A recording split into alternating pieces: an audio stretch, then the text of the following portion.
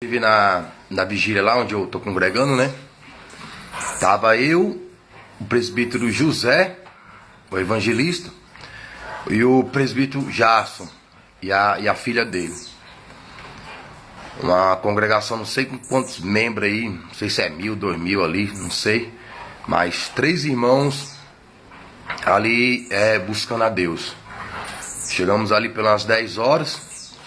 Eu cheguei ali umas 20 para as 10, o presbítero José, ele já estava ali orando a Deus, buscando a Deus, né? O Jason não tinha visto, aí fui para cima. Um pouco mais para cima ali, comecei a orar. Quando deu umas meia-noite ali, nós fomos ler uma palavra, cantar uns hinos a Deus, enfim. E é interessante que nessa madrugada eu tive um sonho. Que eu estava na congregação, eu e mais 2 pessoas. E uma era a irmã Celi, né? Essa irmã eu conheci ela bem no comecinho assim de quando eu batizei nas águas, né? Uns 20 anos atrás, num trabalho que ela fazia lá no Guará.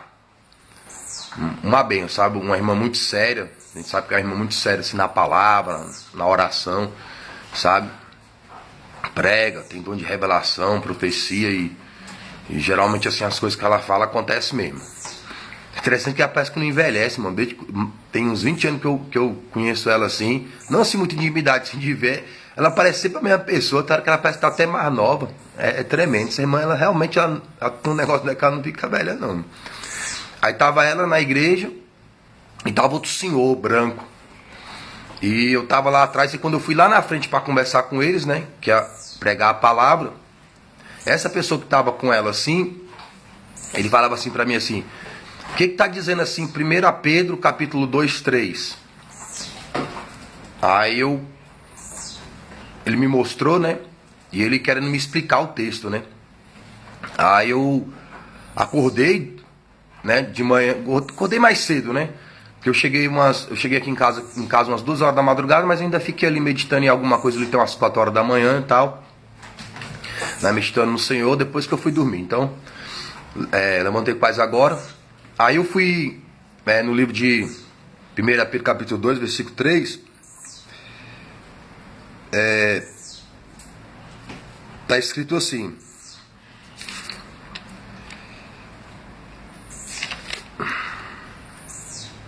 se vocês já experimentaram a retidão e a bondade do Senhor, clamem por mais, como um bebê que chora por leite, como uma palavra de Deus. Leiam-na, pensem nela e cresçam fortes no Senhor. Versículo 3, né? Repetindo aqui o versículo 2. Se vocês já experimentaram a retidão e a bondade do Senhor, clamem por mais, como um bebê chora por leite. Como já está explicado, né? Clamar é gritar.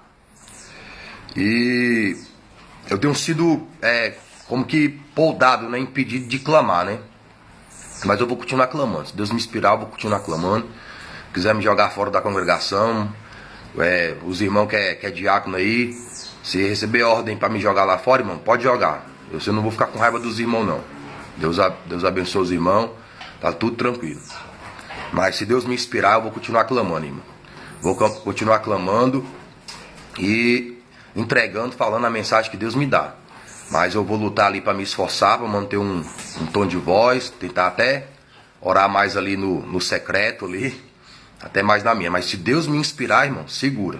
Porque geralmente quando Deus me inspira assim, Deus me dá mensagens que geralmente as pessoas não pregam no púlpito, eu não tenho coragem de pregar, irmãos. Então, porque as minhas mensagens são conforme as escrituras, são conforme a doutrina do Senhor. E as pessoas hoje, elas não querem ouvir mais a palavra de Deus, elas querem ouvir coisas que bajulham o ego delas, que inflamam o ego delas, né? Porque geralmente as mensagens que Deus me dá contra essa doutrina de você querer aparecer, ser famoso, essa coisa toda, né? Como diz no texto anterior, quando a Bíblia está falando de de clamar em alta voz, de ficar em pé na sinagoga, de pregar nas esquinas, ali está falando de quem quer aparecer. Porque, como disse, e volto a dizer e repito, porque se a gente for pegar aquele texto no pé da letra, você não pode dar nenhum testemunho, irmão.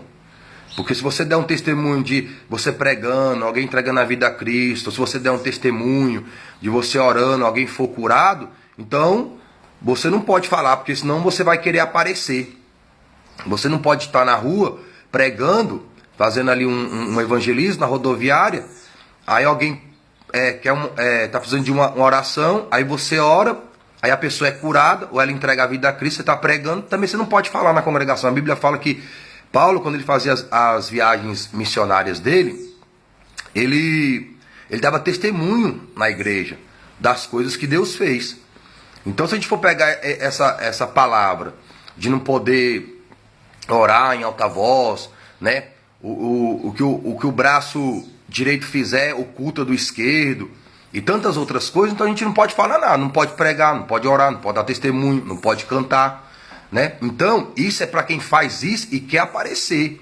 Se uma pessoa orar e alguém for curado, aí vai lá na igreja dar o testemunho para mostrar que é espiritual, que é de Deus, que quer aparecer, esse é o pecado. Não a pessoa orar e curar o enfermo.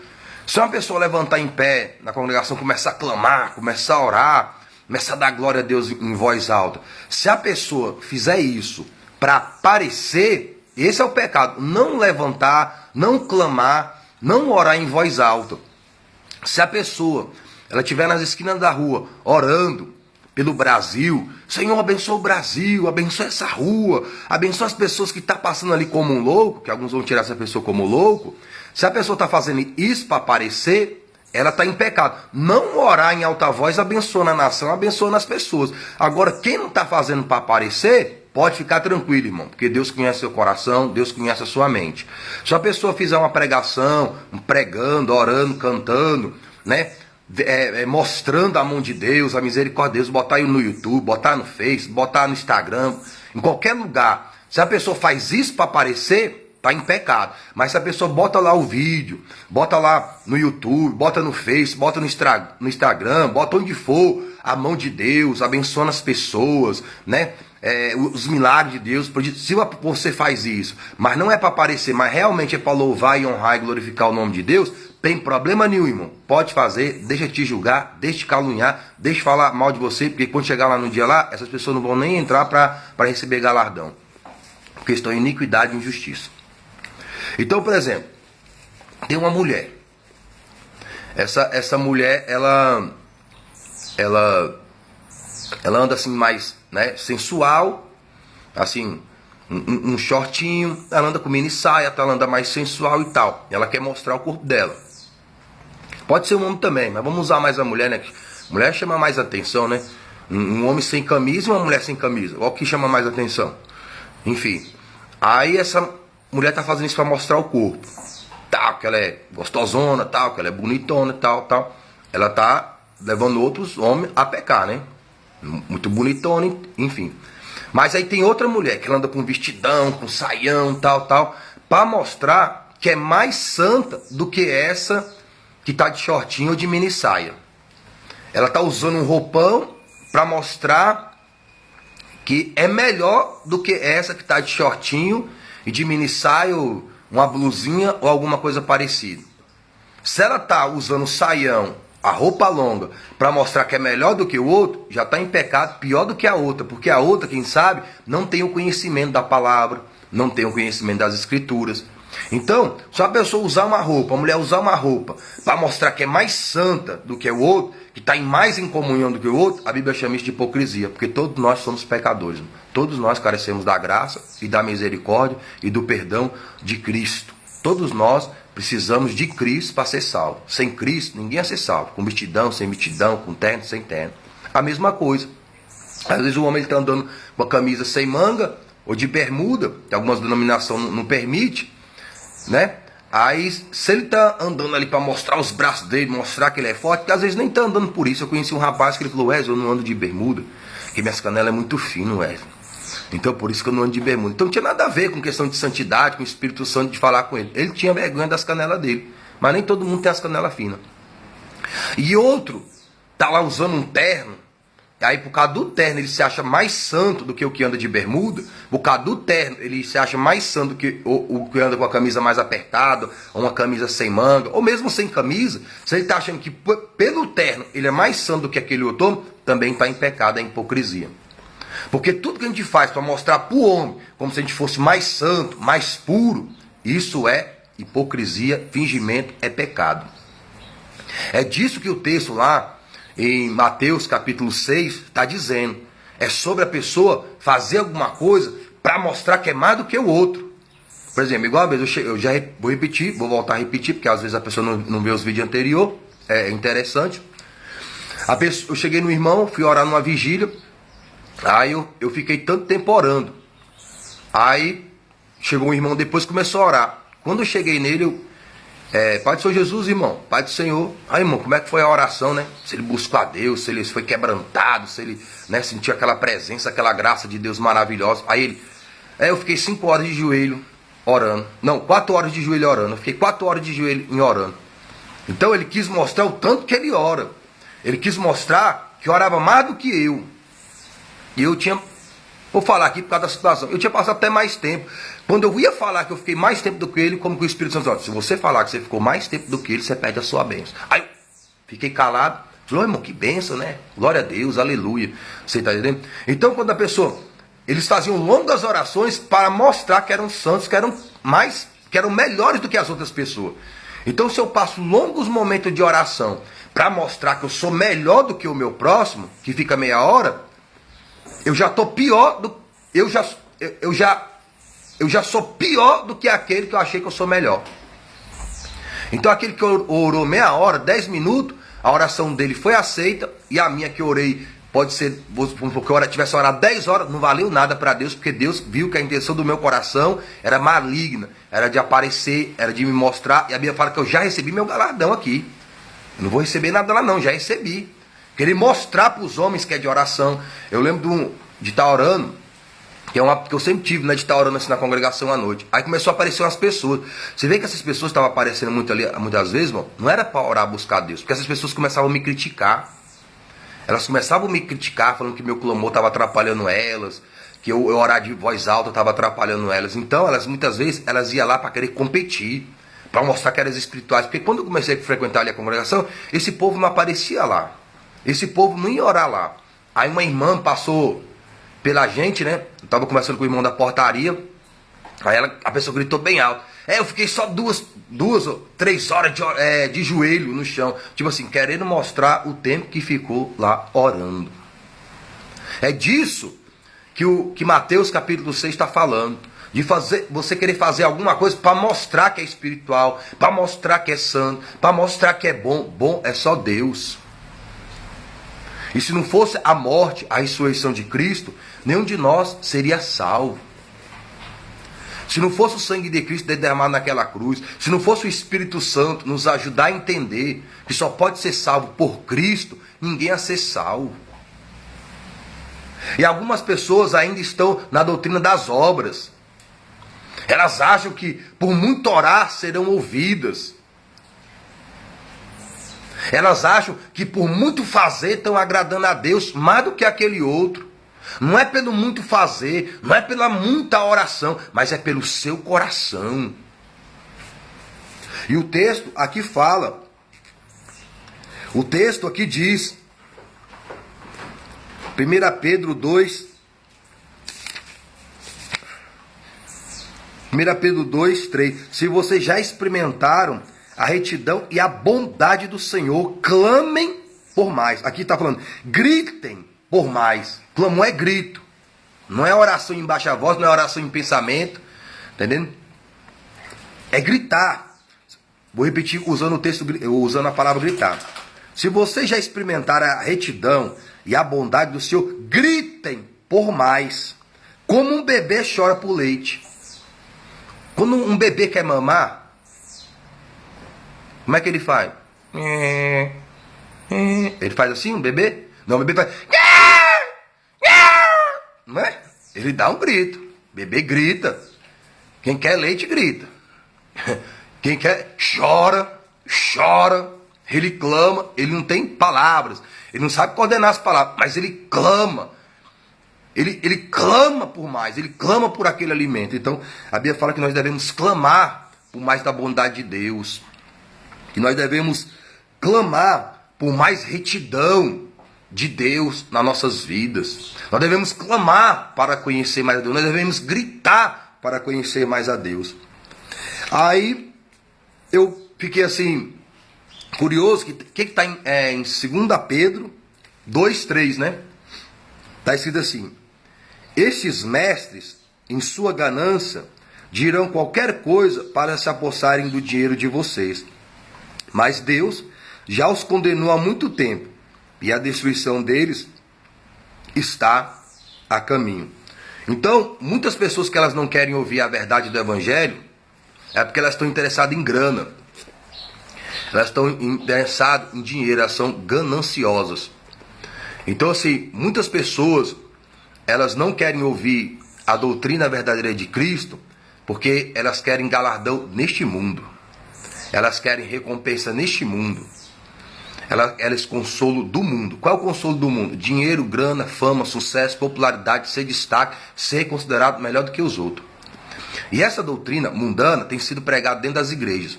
E hoje, quando se fala do mundo, está sendo muito superficial, porque não está explicando o que é a doutrina do mundo. Então essa doutrina de querer as coisas boas, de querer ser o tal, de querer ser o bambambam, de querer ser o melhor do que os outros por causa de um carro, por causa de uma casa, por causa de uma posição, isso está em algumas congregações, em alguns líderes. E essa não é a doutrina do Espírito Santo, do reino e da justiça de Deus. A Bíblia fala para a gente não botar nosso coração nessas coisas.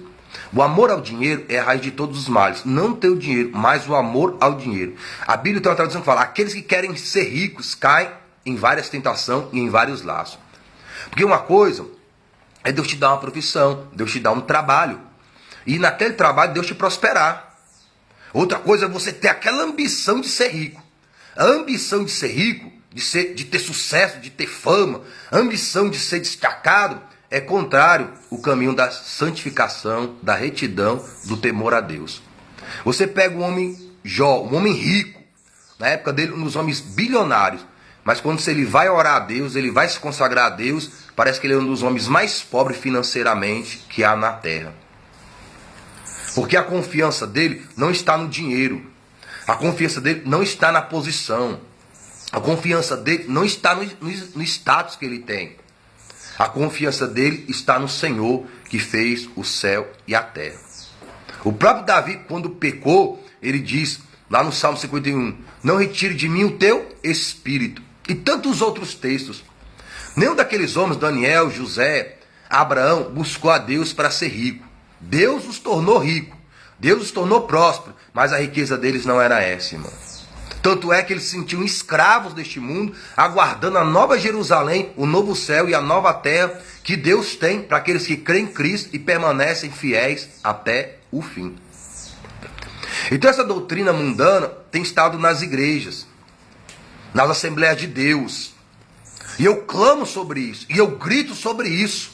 Deus me inspira a falar sobre isso. E tem gente que não gosta, tem líder que não gosta, tem mesmo que não gosta. Sabe por quê, irmão? Porque são gananciosos. Que é glória e honra e louvor deste mundo, dessa terra. Porque aqueles que querem louvor e honra e glória de Deus no céu, eles são renovados, eles são avivados, eles são inspirados.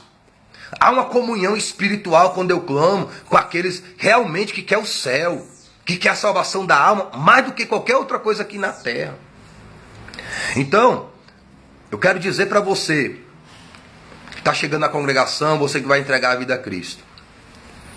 Tem uma doutrina que prega assim, mundana.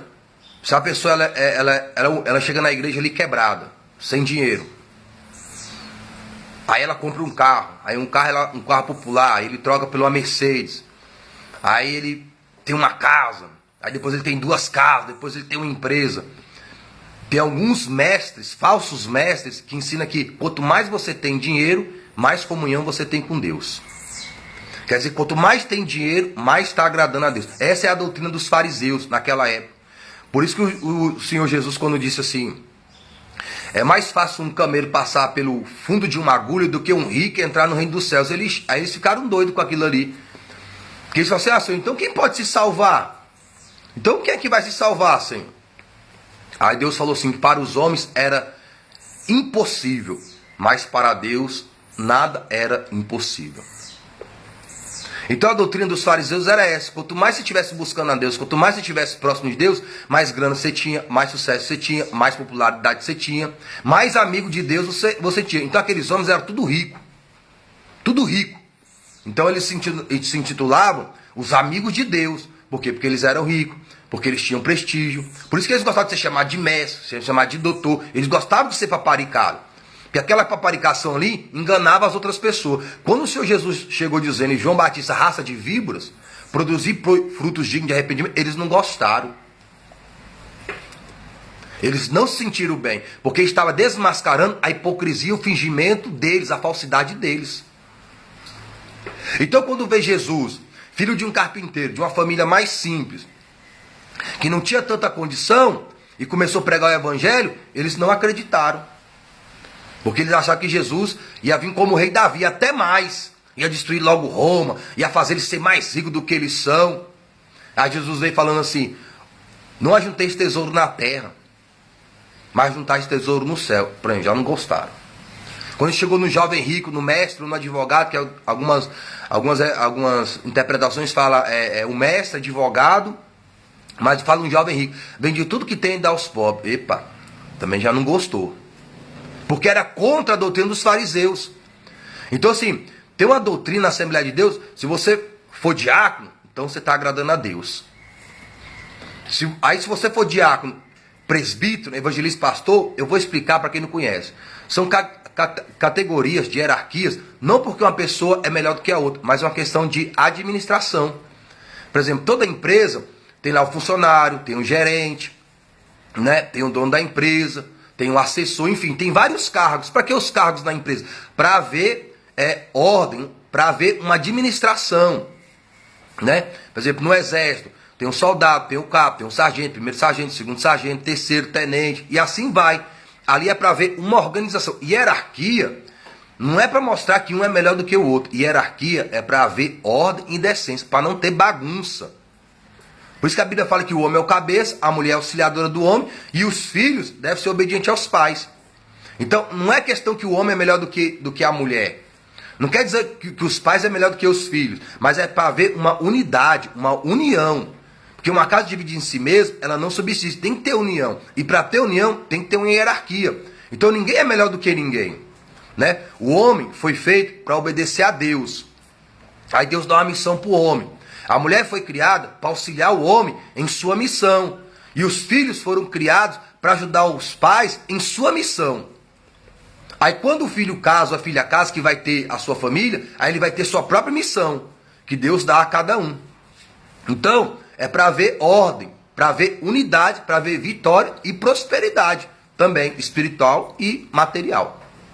Então, na congregação, geralmente não tem nas artes marciais faixa branca, faixa amarela, faixa vermelha, faixa roxa, faixa marrom, faixa preta. É uma organização. Mas nesse contexto, mostra que a pessoa tem mais conhecimento, mas não quer dizer que é melhor. Uma pessoa pode ter mais conhecimento, ela pode ter mais bagagem, mais experiência, mas não quer dizer que é melhor do que ninguém, irmão. Então na igreja tem o diácono, aí depois tem presbítero, depois evangelista, depois pastor. São classes de hierarquia para ver organização, administração e prosperidade, né? E tem pregadores que eles são considerados famosos, cantores. Então, as pessoas estão pegando o que está lá no mundo e trazendo para a igreja. Tipo assim, se a pessoa é diácono, está agradando a Deus. Aí se ela se torna presbítero, é porque está agradando mais a Deus. Se ela se torna evangelista, é porque está agradando mais a Deus. Se torna pastor, está agradando mais a Deus. Aí por isso que alguns se intitulam até eles mesmos como apóstolos, como bispos, como se eles estivessem mais próximos de Deus. Não, irmão. Qualquer um que entrega a vida ao Senhor Jesus está próximo de Deus. Porque você se aproxima de Deus não é por cargo, não é por título, não é por fama, não é por dinheiro, não é por popularidade. Você se aproxima de Deus quando você crê no Senhor Jesus Cristo como o único Senhor e Salvador da sua alma. É como tivesse uma parede e Deus estivesse do outro lado. Aí a Bíblia fala que Jesus é a porta. Aí abre uma porta. Essa porta é o Senhor Jesus. Quando você vai na porta, você pode passar ao outro lado. Lá do outro lado está Deus. A porta não é Maria, não é Pedro, não é São Agostinho, não é São Jorge, não é Assembleia de Deus, não é Deus e Amor, não é Universal, não é Presbiteriana, não é Batista, não é Metodista. A porta é o Senhor Jesus. Então, se você for o Senhor Jesus, você está indo a Deus. Isso é qualquer pessoa, irmão. Qualquer pessoa pode ter intimidade com Deus através do Senhor Jesus. Agora, tem gente que tem mais experiência, tem mais bagagem, mas não quer dizer que é melhor ou está mais próximo de Deus. Uma pessoa que entregar a vida ao Senhor Jesus agora, como único Senhor e Salvador, está tão próximo de Deus como um crente que entregou há 60, 70 anos atrás. É tudo a mesma coisa. E também tem uma doutrina, que se a pessoa for tiver em evidência, pregar em congressos, pregar em festas, cantar em congresso, tem gente que se exalta porque viaja para o exterior, ali também está querendo dizer que a pessoa tem mais amizade com Deus, está mais agradando a Deus, também é mentira. Isso é mentira. Talvez você nunca viaje para lugar nenhum. Talvez você fique cuidando do seu pai a vida toda. Essa é a missão que Deus te deu. Esse é o ministério que Deus te deu, cuidar dos seus pais. Você está tão agradando a Deus como quem está pregando no congresso, em festas, viajando. Em muitos desses que estão pregando em festas, congresso, estão em pecado. Tem um caso aí de um pregador aí falando que estava usando droga tal, Deus abençoe ele, querendo aí ser restaurado. Mas ele já estava muito antes de confessar. Tem muitos doidão no púlpito. Tem muitos adulterando com a mulher, com a família, prostituindo, tomando cachaça, uísque, tudo que não presta. Pregando, cantando e tudo. Entendendo? Isso não quer dizer que a pessoa está lá pregando no congresso, pregando numa festa, sendo convidado, viajando para o exterior. Isso não quer dizer que está agradando a Deus. Isso é mentira. Uma pessoa pode estar lá na igreja, simples e humilde, está agradando a Deus, porque está obedecendo a palavra de Deus. A pessoa pode estar limpando o banheiro lá da igreja, da congregação, humildemente, está agradando a Deus. E vai receber sua recompensa no céu, se permanecer fiel até o fim. Então tem uma doutrina mundana entrando aí, e muitos jovens, muitos adolescentes têm aprendido isso. Querendo ser famoso, querendo ser conhecido, querendo ser destaque. Isso é do mundo. Isso é o que o texto de Mateus, capítulo 6, está falando.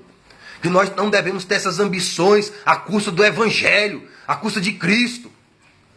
Que a nossa ambição deve ser arrepender dos pecados, se converter das iniquidades todo dia. E perseverar na santificação em Cristo todo dia até o fim. Porque a Bíblia diz, aquele que perseverar até o fim será salvo.